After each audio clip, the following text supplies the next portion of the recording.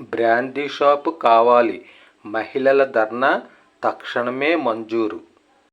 సాధారణంగా మహిళలు brandy shop, belt షాపులు తమ గ్రామంలో వద్దని ధర్నాలు చేస్తున్న వార్తలు మాత్రమే ఇంతవరకు మనం విన్నాం, చూసాం.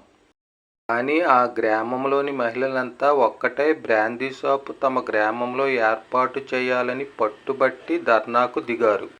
వారి కోరికను గమనించిన అధికారులు తక్షణమే వారి గ్రామంలో 24 గంటలు పనిచేసేలా బ్రాందీ షాపును మంజూరు చేశారు.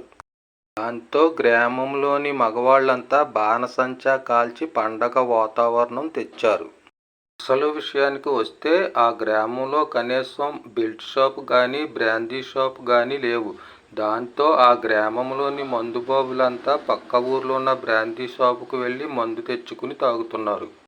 అయితే కొన్నిసార్లు బ్రాందీ షాపుకు వెళ్ళి తాగి తిరిగి ఇంటికి వస్తూ రోడ్డు యాక్సిడెంట్లకు గురై ఆసుపత్రుల పాలవటం, కొన్నిసార్లు మరణించటం జరుగుతుంది. ఇటీవల గ్రామంలో ఒకరి ఇంట్లో ఒక ఫంక్షన్ జరిగింది. ఆ ఫంక్షన్కి వచ్చిన మగవాళ్ళంతా మందు తాగటానికి పొరుగురు బ్రాందీ షాపుకి వెళ్ళి ఫుల్లుగా తాగి వస్తూ యాక్సిడెంట్కి గురయ్యారు. అందులో ఒక మందుబాబు స్పాట్లోనే మరణించాడు. ఫంక్షన్ రద్దు చేయబడింది. కమ్మని వంటలన్నీ పెంటపాలు అయ్యాయి. దాంతో ఆ ఊరి మహిళలంతా ఒక మీటింగ్ పెట్టుకుని, మన గ్రామంలోనే బ్రాందీ షాపు ఉంటే ఇలా మన భర్తలు పొరుగురు తాగటానికి వెళ్ళే పని ఉండదు.